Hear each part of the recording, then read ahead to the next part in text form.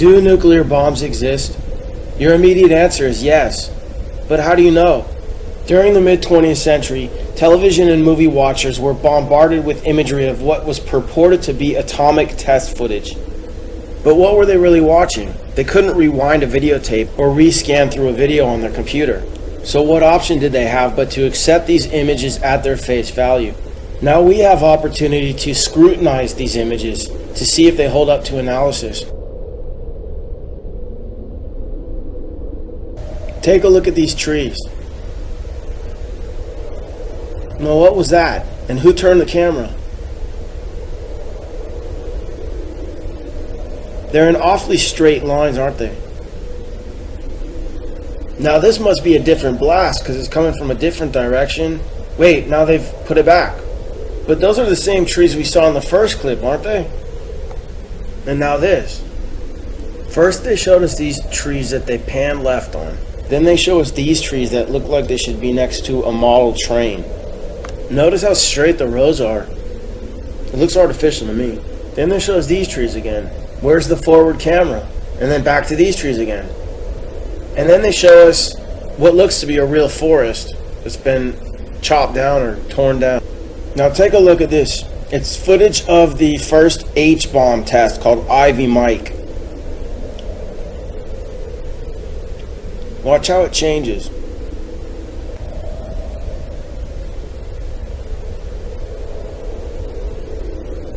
That's a composite. Then it morphs into this. It looks like a completely separate explosion. Now take a look at the frame before the explosion and then the one after. These frames were cut together. Why? Then this frame was cut to this, which looks like the sun to me. It looks like they're zooming in on the sun. Maybe a composite because the clouds aren't moving. Then they introduced some sort of liquid. It looks like a laboratory concoction in composite with the sun. Next is Operation Dominic Fireballs in the Yukon. What does that look like to you? Watch it again. It's the sun. Now here's Operation Greenhouse. These guys are getting all ready to see what looks to be the sun again. The sun seems to start to expand. Maybe it's being zoomed in on. They worship the sun after all, Lucifer. So why wouldn't they use him as their greatest weapon?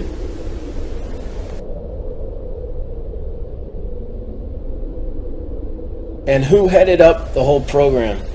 None other than J. Robert Oppenheimer of the Oppenheimer family, who is reputed to have been the original financiers who got the Rothschilds started in Frankfurt, Germany in the 18th century. He should do his duty, and to impress him, takes on his multi-armed form and says, "Now I am become death, the destroyer of worlds." You're thinking, what about Hiroshima? Is that Hiroshima? Is that Hiroshima?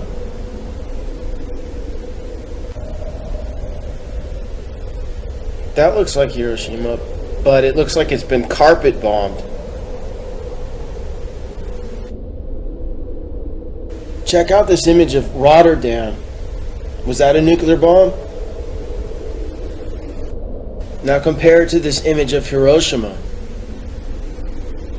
Actually, this isn't Hiroshima, it's Tokyo after firebombing in 1945. If you accept that FDR might have had foreknowledge of the bombing at Pearl Harbor, maybe you might want to leave room for the possibility that his propaganda machine might have created the myth of atomic bombs. There's no question that the powers that be have ballistics with tremendous explosive capacity. But this shot, for example, could easily be high-volume dynamite. And what are we looking at here?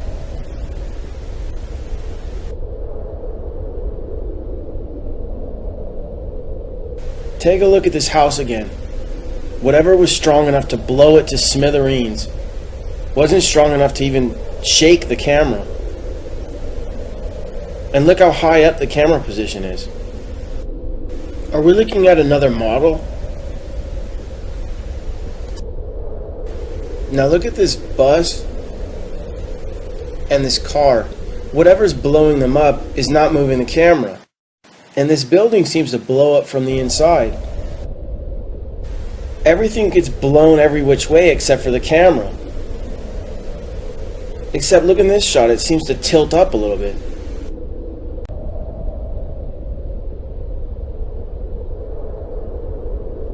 Now this is one of my favorites. Watch the two guys behind the glass. Who's filming him? Isn't he being exposed to all that rocket fuel? Anyways, I'm not trying to convince anyone of anything. If you're hell-bent on believing that they can blow up the world at the push of a button, then go ahead.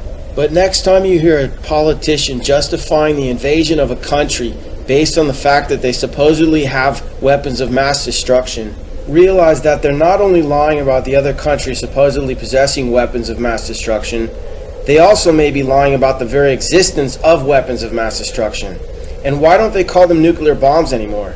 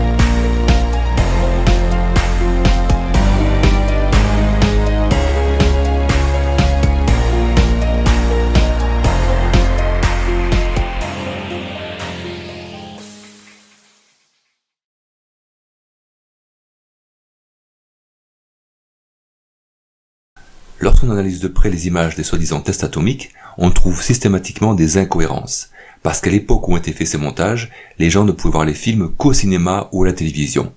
Ils ne pouvaient pas revenir en arrière ou ralentir les images pour analyser ces films. Maintenant qu'on peut le faire, les trucages sont nettement visibles. Alors on va analyser maintenant l'explosion Baker. J'ai entouré un rouge le nuage qui est au fond, et regardez, l'explosion se produit, et le nuage se fait littéralement engloutir par l'explosion atomique.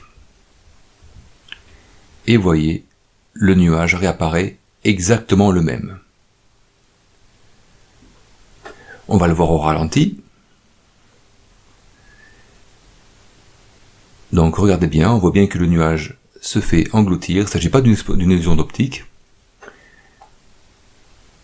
L'explosion atomique se propage, enfin soi-disant atomique se propage, et le nuage réapparaît exactement le même. La chaleur donc fait plus d'1 million de degrés, et l'onde de choc est de plus de 1000 bars. On va regarder de plus près ce qu'il se passe maintenant. Voici l'explosion, on fait un zoom, j'arrête le film, et regardez au niveau de la flèche verte, le nuage disparaît. Alors ce n'est pas l'ombre d'un bombe atomique puisque le soleil vient dans l'autre sens, on va donc dire que c'est la chaleur extrêmement élevée qui évapore le nuage. On continue, et regardez, tous les nuages se font littéralement évaporer par le bombe atomique, ils disparaissent littéralement. On revient sur l'image initiale, voici notre nuage, qui est englouti par la bombe atomique, qui disparaît en fait, il ne s'agit pas d'une illusion d'optique, et le voici qui réapparaît identique. Donc il s'agit clairement d'un montage. Et la question est pourquoi est-ce que dans ces cas-là il faut un montage, pourquoi est-ce qu'ils truquent ces images de bombes atomiques? Si les bombes atomiques étaient réelles, ils n'auraient pas besoin de faire des trucages. Pas de bombe à hydrogène, pas de bombe à neutrons, pas de bombe atomique. Pourquoi un tel mensonge? Pour une simple question d'argent. En 1941, l'État américain avait alloué 2 milliards de dollars, ce qui correspond à 27 milliards actuels, pour réaliser la bombe atomique. Mais lorsque les chercheurs ont découvert que la bombe atomique ne fonctionnait pas, ils ne sont pas allés voir les dirigeants en leur disant qu'il n'y aurait pas de bombe atomique. L'État leur aurait supprimé le budget. Certains de ces chercheurs ont donc continué à promouvoir l'escroquerie, et cela leur donnait un travail et un bon revenu. Cela a aussi permis de maintenir les dépenses militaires à un niveau très élevé, puisque l'arme atomique demande une technologie très complexe. Par exemple, la dissuasion nucléaire coûte près de 4 milliards d'euros par an à la France, pour une arme qui n'a jamais été employée et ne le sera jamais, puisqu'elle n'existe pas. Et dans cette époque de crise, 4 milliards par an pourraient être mieux utilisés. Mais cela profite tant à certains haut placés dans les sphères de la politique que ce n'est pas prêt de s'arrêter. Il y aura une autre hypothèse. L'énergie nucléaire entre en concurrence directe avec le pétrole, et les bénéfices annuels des compagnies pétrolières se chiffrent en milliards de dollars. Lorsqu'on a découvert le formidable potentiel de l'énergie nucléaire, les dirigeants de ces compagnies pétrolières ont tenté d'éviter son développement en entretenant la peur. C'est peut-être eux qui financent via des chemins obscurs les programmes de tests atomiques. Ils ont donc réussi à associer en nous l'image terrifiante de ces bombes atomiques à celle de l'énergie nucléaire, ralentissant le développement et la recherche. Alors que ce serait peut-être le moyen pour résoudre la crise mondiale de l'énergie, mais bien sûr avec d'autres procédés que les centrales nucléaires actuelles, qui sont quand même de dangereuses cocottes-minutes à l'uranium. Est-ce que les chefs d'État savent que la bombe atomique n'existe pas? Non, ils ne savent pas, parce qu'ils ont des problèmes plus importants que ça à régler. Mais surtout lorsque par exemple un dirigeant comme le président de la Corée, Kim Jong-un, menace d'envoyer des missiles atomiques sur les États-Unis, est-ce que les conseillers proches de Donald Trump lui disent qu'il n'a rien à craindre parce qu'ils ont vu ma vidéo? Ou parce que des techniciens autrement plus qualifiés que moi lui ont dit que la bombe n'existe pas? Non, ils ne lui diront rien, car ceux qui ont monté cette escroquerie sont aussi dans les hautes places de l'État et ne diront pas aux dirigeants de leur pays que l'arme atomique n'existe pas. Sinon l'État ne leur donnerait plus les milliards annuels pour faire fonctionner cette fable. Au contraire, ils vont même dire qu'il faut prendre la menace très au sérieux. Bien entendu que certains techniciens, ingénieurs et chercheurs savent, mais ils préfèrent ne rien dire et garder leur emploi. Ils ont raison, parce que parler ne changerait rien et leur amènerait de gros problèmes. Et oui, il vaut mieux être indépendant pour parler de ce genre de sujet. Voilà, cette vidéo est terminée. J'espère que le contenu vous a plu, c'est beaucoup de travail. Je n'ai rien inventé, vous trouverez tous les liens sur mon site mensonge.fr. Encore une fois, merci pour vos commentaires, et à bientôt!